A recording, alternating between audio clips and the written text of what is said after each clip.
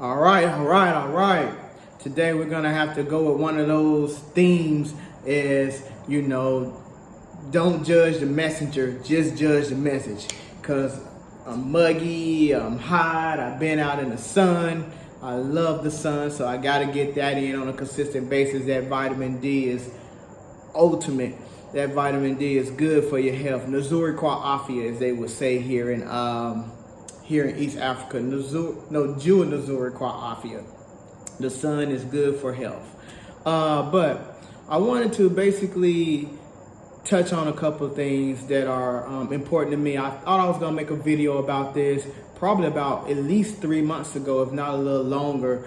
But here it just really settled in why me as a black man, me as a melanated man, and most of my audience is being the same, why we have to put our feet in the ground, we have to put our boots in the sand, we have to stand firm, and we just have to make a decision when it comes to who we support.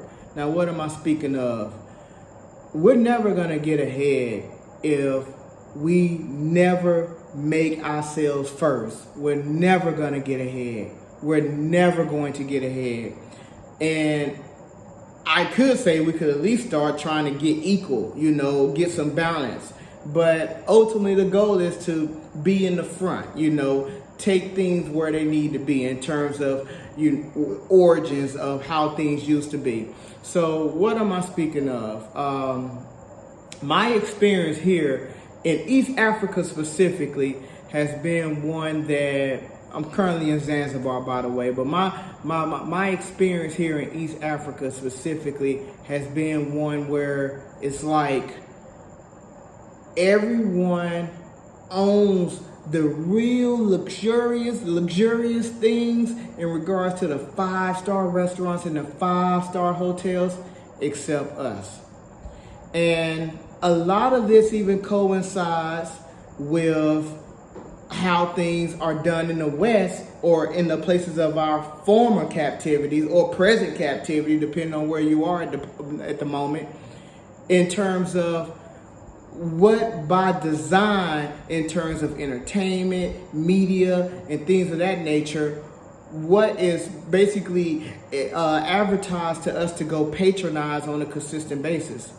And we're not gonna get ahead patronizing people who don't look like us. It's just not going to happen. It never has happened, and it won't happen.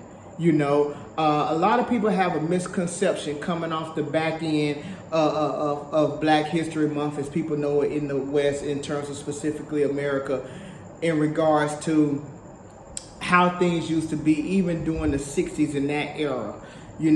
A lot of people think that, it was all about the busing and it was all about equality. Actually, it was about tapping into untapped wealth of over 15, I don't want to exaggerate, $1 million that will circulate in the black community on a consistent basis. I don't know the numbers off the top of my head in terms of what it used to be in respect to how long it took for that dollar to exit that community, but it's a hell of a lot faster how long it takes that dollar to exit out of the community. Needless to say, it ain't even as many dollars to be exited out the community or to be circling in the community prior to exiting out. So what am I talking about in that respect? Because at that point, we had businesses, we flourished, we knew how to work with each other, and even many times over well beyond that. We've heard here of lately of some of the like Tulsa, Oklahoma events, as well as some of the other Wall Streets, specifically obviously Black Wall Streets and things of that nature. Many of us know that it was a lot of Black Wall Streets. It was more than just one. But what I'm speaking of is that we made ourselves first. And not only over there has it been intentional for us not to make ourselves first, again, via advertisement. Let's just take a moment. Think about the entertainment industry, specifically rappers, and the music industry as a whole, because that's what keeps coming to my mind. Let's just think about that. What are the bottles that they're popping in their videos? They ain't popping no black-owned bottles. You know, what are they promoting on a very, very high level? They're promoting, let's just be transparent, the oppressor's product, you know? And that's a perfect segue into what I'm speaking and why I'm making this video. So you have a lot of the 5-star restaurants that we like to dine in and go to, and because people want the comforts of luxury. I can't speak for everybody, but I know I enjoy it at times. I'll be lying if I said anything different. But at some point we have to sacrifice. So what are we sacrificing? Sacrificing those experiences, sacrificing paying more for a meal that you can go get somewhere else, especially with someone who look like you and maybe even put their little foot in it a little bit and it tastes a little better. But even if it don't taste a little better, or even if the taste is the same, what are we sacrificing? Can we sacrifice the experience for the greater good? I want us to really think about this. I want you to drop your comments below, and I want you to share with me how you feel about this. Can we sacrifice the experience? Again, there are places here where I like spicy food, and there's places where you get spicy food that it's just unmatched. It's unmatched.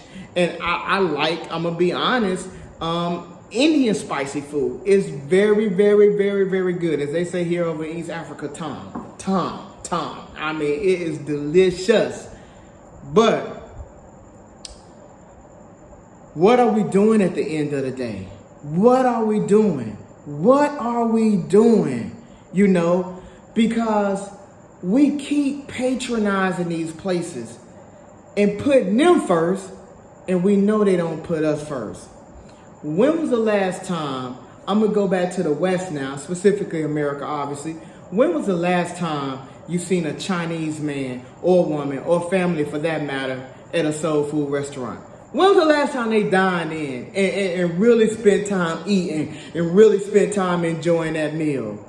When was the last time you seen an Indian do the same? You don't see it. You don't see those things. They're non-existent. They're non-existent. They don't happen, and they don't happen for a reason. Because believe it or not, they're making sacrifices.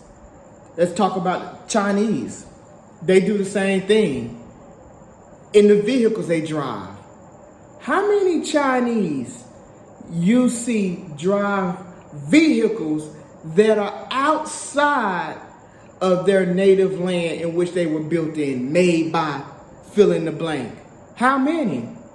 I can't count how many times, especially during those days when I was on the road on a consistent basis, going to an appointment to appointment to appointment, driving throughout the day, and I'm seeing a Toyota, and a Chinese person is in a Toyota and nothing else but a Toyota. They made sacrifices. I can assure you, maybe or maybe not, because their sacrifices and their convictions are so deep that other vehicles may not even appeal to them. It may not even have the draw to them because they know why they're doing what they're doing. Well, that's the same thing I want to promote to the audience today. Know what you're doing and why you're doing it. I'm going to say it again. Know what you're doing and know why you're doing it. Know what you're doing and know why you're doing it. Because if you don't, you're going to fall into the same traps, this facade of a comfort in life. Because a lot of times when you go to some other nations and things of that nature, there is a false presentation. I'm definitely going to harp there and hone in rather and say false presentation of comfort of life. But is it worth it? Is it worth it? I can name some places. I'll never eat again in my life at a place known as Flames in Dar es Salaam. I never eat there again. I'm thinking right now how much I should even go into this story for time's sake, but to give you a quick, subtle recap, is that, not subtle, I'm gonna be direct. To give you a recap, I recall going in, sitting down to dine. I was there before another party. The party actually was an Indian family. I think it was like 3 women and a man, or 2 women and 2 men, but they sat down after me. And the gentleman that was taking my order was another brother here from the land. And as he was taking my order, he actually, and for those who don't know, Dar es Salaam is in Tanzania, mainland. And while he was taking my order, this man could not basically stop worshiping, greeting, and just eyeballing the Indians that was sitting probably 30 feet away from me. So, you know, I said to him, I was like, brother, Cocker, focus on me. Wait till you get finished with me. Like, listen to what I'm asking you, so we can make sure that we're on the same page, so I can make sure that I have, you know, my meals and it meets my expectations and all those things. And so he, you know, basically, again, even after being reprimanded, however you say it, he still just could not control himself. So, you know, I got to the point at that point, and just observing and really honing in to see what happens next. Well, in short, he basically went, he got an order, got the starters. And, you know, basically when you go to some restaurants, again, being the more, I don't want to say exotic, but the more 5-star-ish type restaurants, they are going to bring you, you know, basically starter dishes and I don't know what to call all those things, but things that you can snack on and stuff like that. This dude literally walked past my table, and we both have the same type of like little starter dishes to kind of fill you and get your appetite going. Appetizers, but it's a little different than an appetizer. But to get your appetite going prior to them bringing out the meal. We have the same thing. I'm there first ordering. I saw him process it. I saw him think about it. And he still went and gave them theirs first and then returned to me to hand me mine.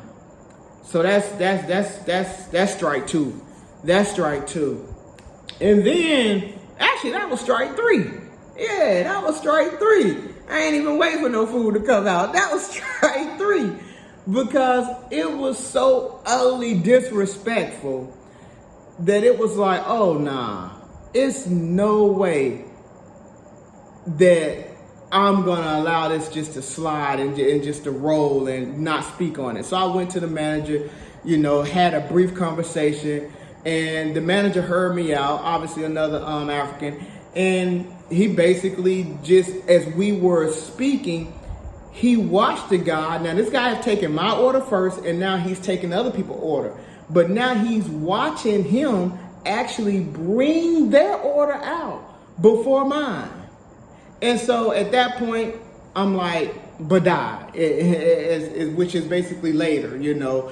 I'm out of here. Basically, in a nutshell, I told him, there's no way that I'm going to be here and stand for that. You know, I said a few other things, but to be transparent, I was like, it's no way that I'm going to stand for that. And, you know, he apologized profusely, you know, and obviously a generous way, to the point that he was almost pleading, and he knew it was wrong. He said, man, the brother made a mistake. He made a mistake.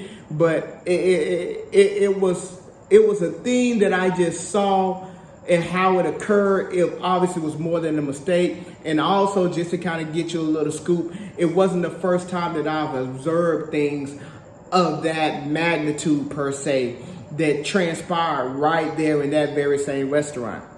So Flames, I won't go. And I compel, or I ask my other brothers and sisters not to attend either, for the purpose of me making this video, or the purpose in terms of reasoning, as well as another one, Woodberry. It's a Woodberry Cafe. It's in Dar as well. The same type of scenario, without spelling it all out and laying it all on the line. And initially when I thought about this message, I was thinking like, oh, I'm gonna have the tags and I'm gonna show it up. But just for the sake of filming and how I'm filming, I just don't have the time to do that. But I may add it later. So if you see it, then great. If you don't, Woodberry Cafe, Woodberry Cafe, and Flames, Flames, Flames. But you know, I'm gonna tell you, as much as I love Africa and as much as I love seeing people that look like me and being around people that look like me on a consistent basis, that's one of the most disrespectful things when you're in a place where just that, everybody look like you. It's just that euphoria in a sense, and you're still going through the same bullshit. You know what I'm saying? In a sense of just at the bottom of the totem pole. So what I'm doing is asking you all, in addition to this, or throughout this message, is like, what are we gonna sacrifice?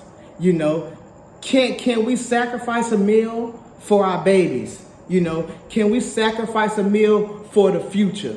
Can we sacrifice meals for the future? Can we do right by us as opposed to not doing right by us and doing right by everybody else first, or just doing by everybody else first? Because it ain't necessarily right, but I'm not going to, you know, get a play on words. You get my point. So, you know, I don't need to be long. There's a lot of information I received in terms of what I know and how things go. And we really have to put our toes in the sand when it comes to scenarios and situations like this, because it gets deeper. I mean, it gets deeper. It gets deeper in terms of who can come in, purchase, you know, obtain land, and just you have no say so. Even the natives, you know, I'm always speaking of how like Africa is for Africans, you know, and the people have to be treated with respect, the Shima Sana, you know, and they have to be put first.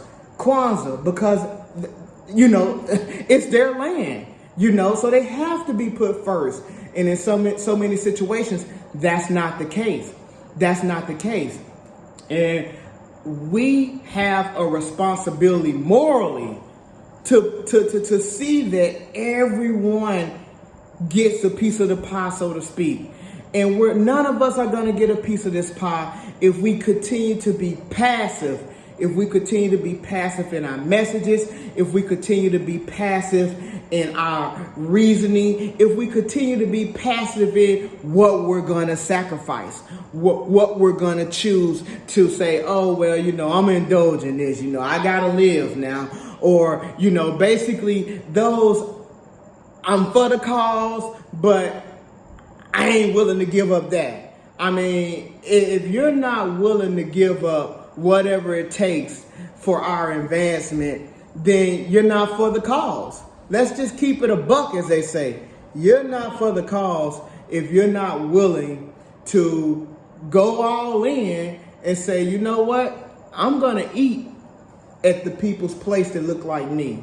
I'm going to be at a place where I can see an immediate change, receive immediate feedback in terms of just the respect and the welcoming and things of that nature. But more importantly, know that your money is going to a good cause. Because I'm going to tell you something. A lot of these restaurants and places of business and major hotels, you know, we know they're not owned in the West by black people, but what many people don't know that haven't been fortunate enough to make the trip over into different lands, specifically East Africa, you don't know that they're not owned by the brothers and sisters that are in heavy population here, that are here, that is their land. It's not. And this stuff is by design. And the way so many things are set up, it's set up to keep them from, you know, basically getting out of that place of where they're always in the servitude. And I'm going to talk about that again at another time. because I really feel that that's where a lot of things need to change in terms of that attitude of servitude. There's just has to be some dramatic things, and we all have to sacrifice, but it has to start somewhere. So with me, it definitely started with restaurants, because this is something that it's been on my mind on a consistent basis. I know we all, we've seen the tags of Shop Black and, Africa First and things of that nature. It's one thing for our words to be there, but when are our actions going to follow suit? Because that's when things are really going to change, when our actions follow suit. And if our actions don't follow suit, then it's never going to change. So, support the people that look like you. Support the people that look like you. It's that simple. So I've been, about 20 plus minutes into this. I really want to get everybody feedback. I want to get your feedback, because I'm telling you, it's a real thing. It's a real thing in the sense of that we're patronizing people. And it's not just restaurants. That's just a small example. This video would easily become an hour video if I had the time to speak on and how many ways we're patronizing entities that we just quite frankly should not be patronizing. I would be on here well over an hour, and it has to stop. When are we going to sacrifice? When are we going to make that sacrifice? When are we going to make that sacrifice? That's my question. When are we going to make the sacrifice? And I'll leave it at that.